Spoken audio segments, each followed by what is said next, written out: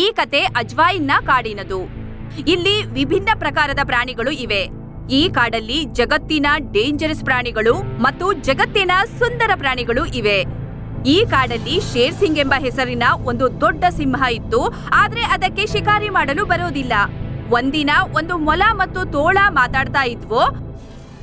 ನರಿ, ನಿನ್ ಗೊತ್ತಾ, ಹತ್ತಿರದ ಕಾಡಿನ ಶೇರ್ ತನ್ನ ಪ್ರಜೆಗಳನ್ನೇ ಕೊಂದು ತಿಂದ್ಬಿಡ್ತಾನೆ. ಆದ್ರೆ ನಮ್ ಶೇರ್ ಸಿಂಗ್ ನೋಡು, ಅವನು ಯಾವುದೇ ಪ್ರಾಣಿಗೆ ಏನೂ ಹೇಳ್ತಿಲ್ಲ. ಇದು ತುಂಬಾ ಒಳ್ಳೆ ವಿಷಯ ಕಣೋ. ಅದು ತುಂಬಾ ಒಳ್ಳೆ ಸಿಂಹ. ಅದಕ್ಕೆ ತಿನ್ನೋಕು ಕೂಡ ಬರೀ ಹುಲ್ಲಿದ್ರೆ ಸಾಕಾಗುತ್ತೆ. ಆಗ ಅಲ್ಲಿಗೆ ಇಲಿ ಹಾರುತ್ತಾ ಬರುತ್ತೆ. ಅರೆ ಗೆಳೆಯರೇ, ಹಾಗೆ ನನ್ಗೆ ಈ ವಿಷಯ ಇಷ್ಟ ಆಗೋಲ್ಲ. ಆದ್ರೆ ಒಂದು ಶೇರ್ನ ಸ್ವಭಾವ ಶೇರ್ನಂತ ಇರ್ದಿದ್ರೆ ಏನ್ ಪ್ರಯೋಜನ? ಶರೀರ ಶೇರ್ನಂತೆ ಇದೆ, ಆದ್ರೆ ಮನಸ್ಸು ಮತ್ತೆ ಸ್ವಭಾವ ಇಲಿಯಂತೆ. ಇಲಿಯ ಮಾತು ಕೇಳಿ ಎಲ್ರೂ ನಗ್ತಾರೆ.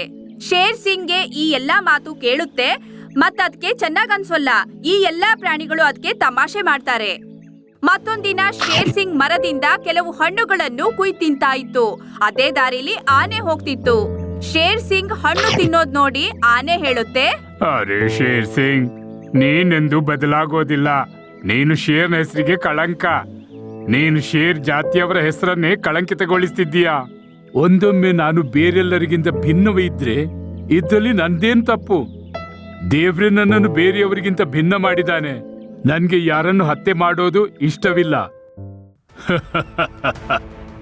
ನಿನ್ಗೆ ವ್ಯತ್ಯಾಸ ತುಂಬಾ ಆಗುತ್ತೆ, ಆದ್ರೆ ನೀನೇನ್ ಮಾಡಲು ಸಾಧ್ಯ? ನೀನಂತೂ ತುಂಬಾ ಬಲಹೀನ. ನೀನು ಹೇಡಿಯಾಗಿದ್ದೀಯ. ಶೇರ್ ಸಿಂಗ್ ಆನೆ ಮಾತಿಗೆ ಉತ್ತರ ಕೊಡೋದಿಲ್ಲ. ಅದು ಹಣ್ಣು ಕುಯ್ಯೋದ್ರಲ್ಲೇ ವ್ಯಸ್ತವಾಗಿತ್ತು. ಕಾಡಿನಲ್ಲಿ ಎಲ್ಲಾ ಪ್ರಾಣಿಗಳು ಇದಕ್ಕೆ ಹೀಗೆ ತಮಾಷೆ ಮಾಡ್ತಿದ್ರು. ಒಂದಿನ ಎಲ್ಲಾ ಪ್ರಾಣಿಗಳು ಶೇರ್ ಸಿಂಗ್ ನನ್ನು ನಾವು ಹೇಳ್ದಂತೆ ಕೇಳಿಸ್ಬೇಕು ಅಂತ ಪ್ಲಾನ್ ಮಾಡಿದ್ರು. ಅಣ್ಣ ನಡೆ, ಶೇರ್ ಸಿಂಗ್ ನನ್ನ ನಾವು ಮನಸಾರಿ ಗೇಲಿ ಮಾಡೋಣ. ಹಾ ಅಣ್ಣ, ನಿಜ ಹೇಳ್ತಿದ್ದೀಯ. ಈ ಮೂರ್ಖ ಶೇರ್ ನಮ್ಗೇನು ಮಾಡಲು ಸಾಧ್ಯ? ನಂತರ ಆನೆ ಅದರ ಬಳಿಗೆ ಹೋಗುತ್ತೆ. ಶೇರ್ ಸಿಂಗ್, ಬಾ ನೀನು. ನಾವೆಲ್ಲ ಪ್ರಾಣಿಗಳು ಸೇರ್ಕೊಂಡು ಆಟ ಆಡ್ತಿದ್ದೇವೆ, ಆದ್ರೆ ನೀವೆಲ್ಲ ನನ್ಗೆ ಗೇಲಿ ಮಾಡ್ತೀರಿ. ಆದ್ರೂ ನನ್ನನ್ನು ಆಟವಾಡಲು ಯಾಕೆ ಕರೀತಿದ್ದೀರಿ? ನಿನ್ಗೆ ಯಾರು ಹೇಳಿದ್ದು ನಾವು ನಿನ್ಗೆ ಗೇಲಿ ಮಾಡ್ತೇವೆಂದು? ಬಾ, ನಾವೆಲ್ಲ ಒಟ್ಟಿಗೆ ಆಡೋಣ. ಶೇರ್ ಸಿಂಗ್ ಅವರ ಮಾತನ್ನು ನಂಬುತ್ತೆ. ಎಲ್ಲಾ ಪ್ರಾಣಿಗಳು ಒಟ್ಟಿಗೆ ಹಿಡಿಯೋ ಆಟ ಆಡ್ತಾರೆ. ಸ್ವಲ್ಪ ಹೊತ್ತು ಆಟ ಆಡಿ ಶೇರ್ ಸಿಂಗ್ ನನ್ನು ತಾವು ಮಾಡಿದ ಬಲೆಗೆ ಬೀಳಿಸ್ತಾರೆ. ಮತ್ತೆ ಶೇರ್ ಸಿಂಗ್ ಬಲೆಗೆ ಬಿದ್ದು ತಡಪಡಿಸುತ್ತೆ. ಮತ್ತೆ ಎಲ್ಲಾ ಪ್ರಾಣಿಗಳು ಸೇರ್ಕೊಂಡು ಅದಕ್ಕೆ ಸರಿಯಾಗಿ ಹಿಡಿತಾರೆ. ಮತ್ತೆ ಅದನ್ನ ನೇತು ಹಾಕ್ತಾರೆ. ಎಷ್ಟು ಮಜಾ ಆಯ್ತು ಇವನನ್ನು ಬುದ್ಧಿ ಮಾಡಲು. ಇವನು ಶೇರ್ನ ಹೆಸರಿಗೊಂದು ಕಳಂಕ. ಒಂದೊಮ್ಮೆ ಇವನು ಇಲಿಯಾಗಿ ಹುಟ್ಟಿದ್ರೆ ಸರಿಯಾಗ್ತಿತ್ತು. ಹಾ ಅಣ್ಣ, ಸರಿಯಾಗಿ ಹೇಳಿದಿ ನೀನು. ಇವನು ಯಾರ ಶಿಕಾರ್ ಕೂಡ ಮಾಡೋದಿಲ್ಲ. ನನ್ಗನ್ಸುತ್ತೆ ಇವನು ಅಸ್ಲಿ ಶೇರ್ನ ಜಾತಿಯವನೇ ಅಲ್ಲವೆಂದು. ಮತ್ತೆ ಎಲ್ಲಾ ಪ್ರಾಣಿಗಳು ಶೇರ್ ಸಿಂಗ್ ನನ್ನು ನೇತಾಕಿ ನಗುತ್ತಾ ಅಲ್ಲಿಂದ ಹೋಗ್ತಾರೆ. ಮತ್ತೆ ಶೇರ್ ಸಿಂಗ್ ಅಳುತ್ತಾ ಅಳುತ್ತಾ ಹೇಗೋ ಅಲ್ಲಿಂದ ಬಿಡಿಸ್ಕೊಳ್ಳುತ್ತೆ. ತನ್ನ ಗುಹೆ ಕಡೆಗೆ ಹೋಗುತ್ತೆ. ಮತ್ತೆ ದೇವರನ್ನು ಕೇಳಿಕೊಳ್ಳುತ್ತೆ. ಯಾಕೆ ದೇವ್ರೆ, ನನ್ನನ್ನು ನೀವು ಈ ರೀತಿ ಯಾಕೆ ಮಾಡಿದ್ರಿ? ನಾನೇನ್ ತಪ್ಪು ಮಾಡಿದ್ದೆ? ಒಂದೊಮ್ಮೆ ನನ್ಗೆ ಯಾರನ್ನು ಕೊಲ್ಲೋದು ಇಷ್ಟವಿಲ್ಲದಿದ್ರೆ ಇದ್ರಲ್ಲಿ ನಂದೇನ್ ತಪ್ಪು? ಎಲ್ರೂ ನನ್ನ ಈ ಒಳ್ಳೆ ಮಾತಿಗೆ ಗೇಲಿ ಮಾಡ್ತಾರೆ. ಆಗ ಅದರ ಗುಹೆ ಬಳಿ ಒಂದು ದೊಡ್ಡ ಸಿಂಹ ಹೋಗ್ತಾ ಇರುತ್ತೆ. ಅದು ಶೇರ್ ಸಿಂಗ್ ನ ಬಳಿ ಹೋಗುತ್ತೆ. ಏನಾಯ್ತು? ನಿನ್ ಸಮಸ್ಯೆ ಏನಣ್ಣ? ಶೇರ್ ಆಗಿದ್ದು ಸಹ ನೀನ್ ಯಾಕೆ ಹೇಳ್ತಿದ್ದೀಯಾ? ನಾನ್ ಯಾವ ಶೇರ್ ಅಲ್ಲ.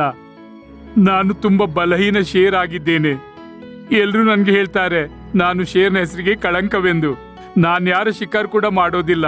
ಹಾಗಾಗಿ ಎಲ್ರು ನನ್ಗೆ ಗೇಲಿ ಮಾಡ್ತಾರೆ. ಹೇಳ್ತಾರೆ ಇವನು ಅಸ್ಲಿ ಶೇರ್ನ ಜಾತಿಯವನೇ ಅಲ್ವೆಂದು. ನೀನು ಚಿಂತಿಸ್ಬೇಡ, ನಾನ್ ನಿನ್ ಜೊತೆಗಿದ್ದೇನೆ.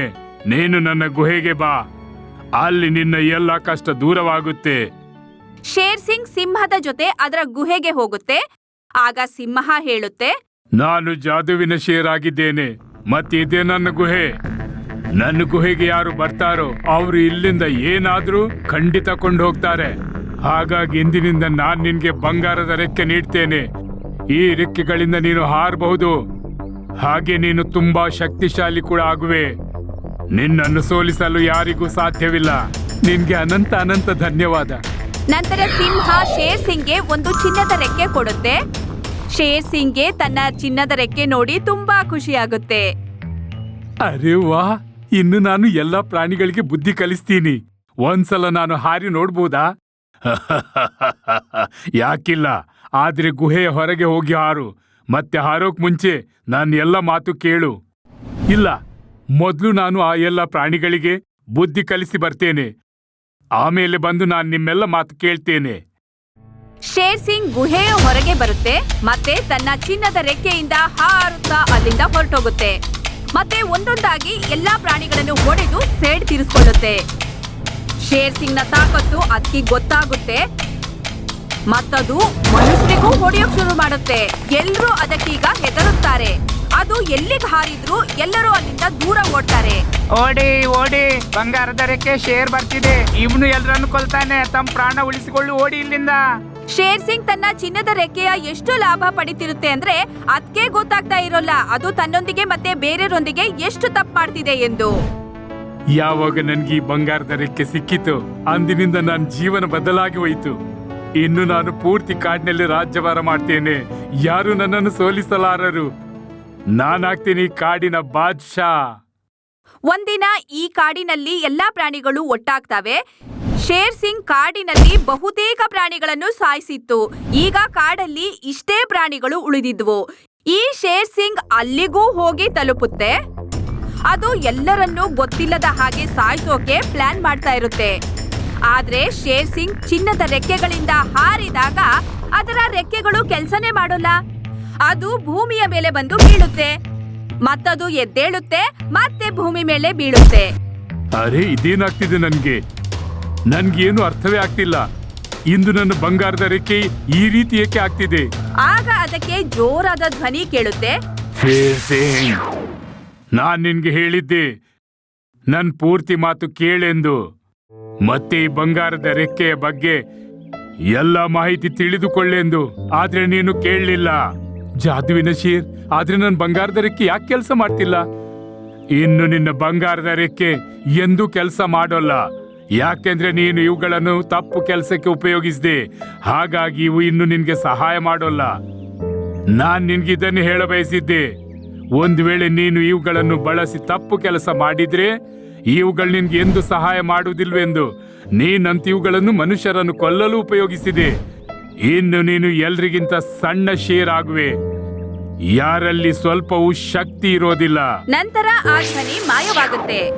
ಮತ್ತೆ ಶೇರ್ ಸಿಂಗ್ ನ ಜೊತೆ ಹಾಗೆ ಆಗುತ್ತೆ. ಆ ಚಿನ್ನದ ರೆಕ್ಕೆಗಳು ಮಾಯವಾಗುತ್ತವೆ. ನಂತರ ಅದು ಚಿಕ್ಕ ಸಿಂಹ ಆಗುತ್ತೆ. ಆಗ ಎಲ್ಲಾ ಪ್ರಾಣಿಗಳು ಸಿಟ್ಟಿನಿಂದ ಬಂದು ಅದನ್ನು ಹೊಡೆದು ಸೇಡ್ ತೀರಿಸ್ಕೋತಾರೆ. ಸ್ನೇಹಿತರೆ, ನಮಗೆ ಈ ಕಥೆಯಿಂದ ಈ ಸಂದೇಶ ಸಿಗುತ್ತೆ, ಯಾರೂ ಕೂಡ ತಮ್ಮ ಶಕ್ತಿಯ ದುರುಪಯೋಗ ಮಾಡಬಾರ್ದೆಂದು. ಇಲ್ಲಾಂದ್ರೆ ಇದರ ಪರಿಣಾಮ ಹೀಗೆ ಆಗುತ್ತೆ. ನಿಮಗೆ ನಮ್ಮ ಈ ವಿಡಿಯೋ ಇಷ್ಟವಾದರೆ ಪ್ಲೀಸ್ ನಮ್ಮ ಚಾನೆಲ್ ಅನ್ನು ಸಬ್ಸ್ಕ್ರೈಬ್ ಮಾಡಿ. ಹಾಗೆ ವಿಡಿಯೋವನ್ನು ಲೈಕ್ ಮತ್ತು ಶೇರ್ ಮಾಡೋದನ್ನು ಮರೆಯಬೇಡಿ. ಧನ್ಯವಾದ.